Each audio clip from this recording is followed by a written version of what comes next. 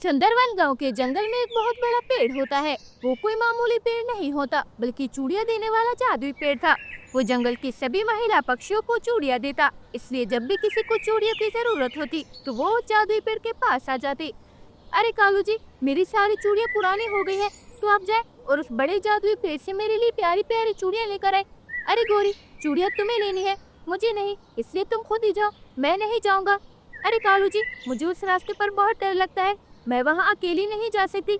मैंने सुना है कि उस रास्ते पर बहुत सारे चोर होते हैं, तो आप जल्दी से जाएं और मेरे लिए चूड़ियां ले आए। अरे गोरी, मैं जानता हूँ ये सब तुम्हारे बहाने हैं। ना तुम इतनी सुंदर हो कि तुम्हें कोई चोर उठा कर ले जाएगा, और ना ही तुम अकेली जा रही हो। रानू चिड़िया भी चूड़ियां लेने जा रही है, तो तुम उसके साथ चली जाओ और खामखा मेरा दिमाग खराब मत करो। अरे ठीक है कालू जी, मैं अकेली ही चली जाऊंगी, अब आप मुझे ज्यादा बातें ना सुनाएं। तो ऐसे बोलकर गोरी कभी अपने घर से निकल जाती है और रानू चिड़िया के घर आ जाती है। वहाँ हरियाली तोती और लूसी कबूतरी पहले से ही रानू चिड़िया के घर आई होती है। अरे हरियाली लूसी, क्या तुम दोनों भी चूड़ियां लेने जा रही हो? हाँ गोरी बहन, हम सब भी चूड़ियां लेने ही जा रही है। अच्छा हुआ जो आप याद है। अब चले, हम सब मिलकर चलते हैं और उस बड़े पेड़ से सुंदर सुंदर चूड़ियां लेकर आती है। तो ऐसे बोलकर वो सब रानू चिड़िया के घर से बाहर निकल जाती है और फिर उस बड़े जादुई पेड़ के पास आ जाती है। अरे पेड़ जी, आप मुझे सुंदर सुंदर चूड़ियां देना, जिसे पहनती है मेरे पंख चमकने लगे। हाँ पेड़ जी, मुझे आप लाल रंग की चूड़ियां देना, लाल चूड़ियां मुझे बहुत पसंद है।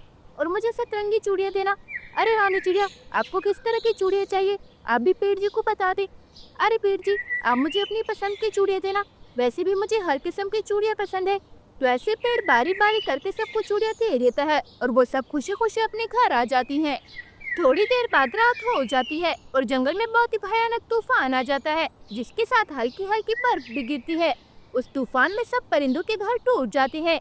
रानू चिड़िया तो अपनी बेटी गुड़िया के साथ एक जगह छुपकर बैठी होती है। गुड़िया बेटा, अब हमें ये तूफान रुकने तक यहीं पर छुपकर बैठना होगा, तो आप यहाँ से कहीं मत जाना। अरे मम्मा, मुझे बहुत डर लग रहा है और यहाँ पर बहुत ज्यादा ठंड भी है। इधर वो दोनों माँ बेटी बहुत परेशान होती है और उधर कालू गोरी का घर भी टूट चुका होता है। अरे गोरी, हमारा घर उड़ गया, कुछ भी नहीं बचा, अब हम क्या करेंगे, कहाँ रहेंगे? अरे कालू जी, आपको इस हालत में भी घर की पड़ी है, पहले हमें खुद को बचाना होगा और कहीं महफूज जगह में छुपना होगा, वरना ये तूफान हमारे घर की तरह हमें भी उड़ा ले जाएगा। हाँ गोरी, तुम ठीक कह रही हो, जब ये तूफान हमारे इतने बड़े घर को ऐसी पत्ती की तरह उड़ा ले जा सकता है, तो हम तो इसके सामने कुछ भी नहीं है। अगर इस तूफान ने उड़ाया तो पता नहीं कहाँ जाकर पटकेगा। अब चलो और यहाँ से भागो। तो ऐसे बोलकर वो दोनों अपनी जान बचाते हुए एक महफूज जगह में छुप जाते हैं। अगली सुबह हो जाती है और जंगल में मौसम बहुत साफ होता है। अरे गुड़िया बेटा, आप ठीक तो हो ना, कहीं आपको चोट तो नहीं लगी? अरे नहीं मम्मा, मैं बिल्कुल ठीक हूँ, पर कल मैं बहुत डर गई थी, एक पल को तो ऐसे लगा जैसे हम मर जाएंगे। अरे नहीं गुड़िया बेटा, ऐसे नहीं बोलते, अब तो तूफान चला गया है और मौसम भी साफ है। हाँ, तूफान तो चला गया, पर उस मनहूस तूफान की वजह से मेरा घर टूट गया। मैंने कितनी मुश्किल से अपने लिए वो घर बनाया था। अरे कालू भैया, आप भी कैसी बातें कर रहे हैं? कल कितना खतरनाक तूफान आया था, उसमें हम सबकी जान बच गई, वही बहुत है, घर का क्या है, घर तो फिर बना लेंगे। हाँ चिड़िया बहन, आप बिल्कुल ठीक कह रही हैं, मैं तो अभी जाता हूँ और नया घर बनाना शुरू करता हूँ, और इस बार बहुत मजबूत घर बनाऊंगा। हो सकता है फिर से ऐसा भयानक तूफान आ जाए। तो ऐसे बोलकर मिट्ठू और कबूतर वहाँ से चले जाती है। फिर रानू चिड़िया कालू कौवे और गोरी कौवे से घर बनाने के बारे में पूछती है। अरे गोरी कालू, क्या आपको नहीं बनाना नया घर? आप भी चलें और सबके साथ अपना नया घर बनाना शुरू करें। अरे चिड़िया बहन, आप जाए, हमें कुछ काम है, हम आपके पीछे पीछे आते हैं। तो ऐसे बोलकर रानू चिड़िया और उसकी बेटी गुड़िया भी वहाँ से चली जाती है। वो दोनों पति पत्नी तो गहरी सोच में वहाँ पर खड़े होते हैं और ऐसा लगता है जैसे वो अपने लिए नया घर बनाना ही नहीं चाहते। अरे गोरी, दूर दूर के जंगलों से सूखी लकड़ियाँ लानी होगी, तिनके जमा करने होंगे, रस्सी बनानी होगी, अब नया घर बनाने के लिए इतनी ज्यादा मेहनत करनी पड़ेगी।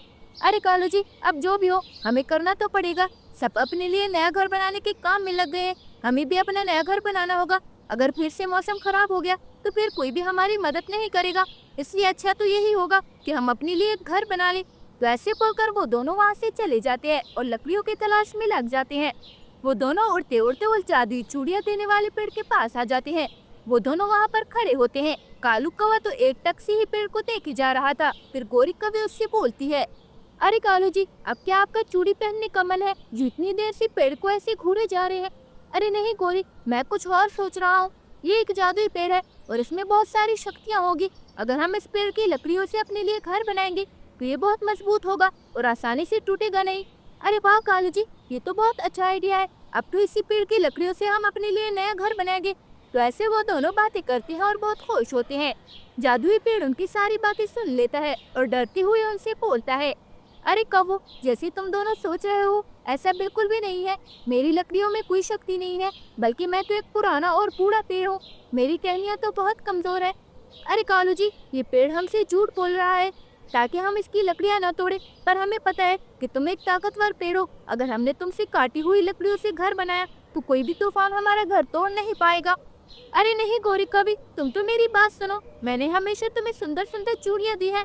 कुछ तो ख्याल करो, मुझे ना काटो वरना मैं सूख जाऊंगा और फिर दोबारा कभी भी तुम्हें चूड़ियाँ नहीं दे पाऊंगा। तो ऐसे जादुई पेड़ उनसे बार बार मना करता है, पर उन कौवों की अकल पर तो पर्दा पड़ा होता है। वो जादुई पेड़ से बहुत सारी लकड़ियाँ काट लेते हैं और सबसे पहले अपना नया घर बना लेते हैं। रानू चिड़िया तो ये सब देखकर बहुत हैरान होती है। अरे वाह कालू गौरी, तुम दोनों ने तो इतनी जल्दी अपना नया घर भी बना लिया, पर मैं तो अभी तक लकड़ियाँ भी इकट्ठी नहीं कर पाई। अरे चिड़िया, तुम तो बेवकूफ हो जो लकड़ियाँ लेने इतनी दूर जाती हो। हम तो कहीं दूर नहीं गए, बल्कि उस जादुई पेड़ की लकड़ियाँ काट कर ही अपना नया घर बना लिया। क्या आपने पुराने चूड़ी देने वाले पेड़ को काट दिया? आपने पेड़ के साथ बिल्कुल भी अच्छा नहीं किया। वो पेड़ तो हमें चूड़ियाँ देता था और आपने उसी को काट दिया। अरे गौरी बहन, कालू भैया का तो फिर भी समझ आता है, पर आपने उस पेड़ को क्यों काटा? वो हमें सुंदर सुंदर चूड़ियाँ देता था। अरे छोटी चिड़िया, लगता है तुम पागल हो गई हो।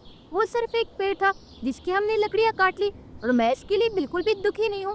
और अब देखना, क्योंकि हमने उस जादुई पेड़ की लकड़ियों से अपना घर बनाया था, तो अब कोई आंधी या तूफान हमारा घर तोड़ नहीं पाएगा। अरे गोरी, अगर मैं वहाँ पर होती तो मैं कभी भी तुम्हें उस पेड़ को काटने नहीं देती। तुम दोनों शुरू से ही बुरे कवि हो, तुम कभी भी किसी का भला नहीं कर सकती। तो ऐसे बोलकर रानू चिड़िया गुस्से में वहाँ से चली जाती है। थोड़ी देर को जल जाती है और शाम हो जाती है। अरे गुड़िया बेटा, आप यहीं पर सो जाए और मैं घर बनाती हूँ। कबूतर भैया बोल रहे थे कि मौसम कभी भी खराब हो सकता है। तो ऐसे बोलकर रानू चिड़िया अपनी बेटी को वहाँ पर सुला देती है और खुद जल्दी जल्दी से काम करती है। थोड़ी देर बाद फिर से मौसम खराब हो जाता है और बर्फ गिरना शुरू हो जाती है। अरे अब मैं क्या करूँ, ये मौसम तो फिर से खराब हो गया और अभी तक मेरा घर भी नहीं बना। अब हम इस खराब मौसम में कहाँ जाएंगे? तो ऐसे बोलकर रानू चिड़िया जल्दी से अपनी बेटी को उठाती है और कालू गोरी के घर आ जाती है। वहाँ वो उनके दरवाजे पर दस्तक देती है और उन्हें आवाज लगाती है। अरे गोरी बहन, कहाँ है आप? जल्दी से दरवाजा खोले, तूफान फिर से आ गया है। मेहरबानी करके हम दोनों माँ बेटी को अपने घर के अंदर आने दे। घर के अंदर बैठी गोरी कवि जब उसकी आवाज सुनती है तो जल्दी से वो दोनों घर के बाहर आ जाते हैं और फिर गोरी कवि रानू चिड़िया से बोलती है, अरे वाह चिड़िया, थोड़ी देर पहले तो हमें ऐसी बातें सुना रही थी और अब हमसे मदद मांगने आ गई। लगता है तू अपनी कही हुई बातें भूल गई। अरे गोरी बहन, आपको इस हालत में भी मेरी बातों की पड़ी है। तूफान बहुत ज्यादा है, आप मेहरबानी करके हमें अपने घर के अंदर आने दे। अरे चिड़िया, हमारी बला से तो जहन्नुम में जा। अब चल भाग यहाँ से, हम तुम्हें अपने घर के अंदर नहीं आने देंगे। ऐसे बोलकर वो दोनों वापस अपने घर के अंदर आ जाती है। रानू चिड़िया अपनी बेटी के साथ यहाँ वहाँ भटकती है और आखिर में वो दोनों जादुई पेड़ के पास आ जाती है। अरे चिड़िया, तुम इस खराब मौसम में अपनी बेटी को लेकर कहाँ जा रही हो? अब जल्दी से अपने घर जाओ, मौसम और भी खराब हो सकता है। अरे पेड़ जी, अभी तक मेरा घर पूरा नहीं बना और कोई मुझे अपने घर के अंदर भी नहीं आने दे रहा। अब आप ही बताएं, भला मैं इस खराब मौसम में कहाँ जाऊँ? अरे चिड़िया, वो बुरे कौवे मेरी सारी टहनियाँ काट कर ले गए, वरना मैं तुम दोनों को अपने पत्तों में छुपा लेता। बेचारी चिड़िया तो भी बस वहाँ पर खड़ी होती है। पेड़ को तो उस पर तरस आता है और उसके लिए चूड़ियों का घर बना देता है। अरे चिड़िया, जल्दी करो, अब जल्दी से अपनी बेटी को लेकर इस चूड़ी घर के अंदर चली जाओ। तूफान और तेज हो रहा है। मम्मा चिड़िया तो कुछ भी नहीं सोचती और जल्दी से उस चूड़ी घर के अंदर चली जाती है। वो तो एक घर पाकर बहुत खुश होती है। जंगल में तूफान और भी बढ़ जाता है और कौवों का घर टूट जाता है। अरे कालू जी, उस पेड़ ने सच कहा था, ये लकड़ियाँ बहुत कमजोर निकली और हमारा घर भी टूट गया। तो ऐसे वो दोनों कभी उस खराब मौसम में खड़े होते हैं और अपने किए पर पछताते हैं। तो प्यारे दोस्तों, इस कहानी से हमें ये सीख मिलती है कि कभी कभार आसान रास्ता अपनाकर किए जाने वाला काम हमें बहुत बड़ी मुश्किल में डाल देता है। अगर आपको मेरी ये वीडियो पसंद आई हो तो प्लीज़ लाइक, शेयर और सब्सक्राइब करके बेल आइकन के बटन को दबाना मत भूलिएगा। और हाँ, कमेंट भी ज़रूर कीजिएगा। धन्यवाद।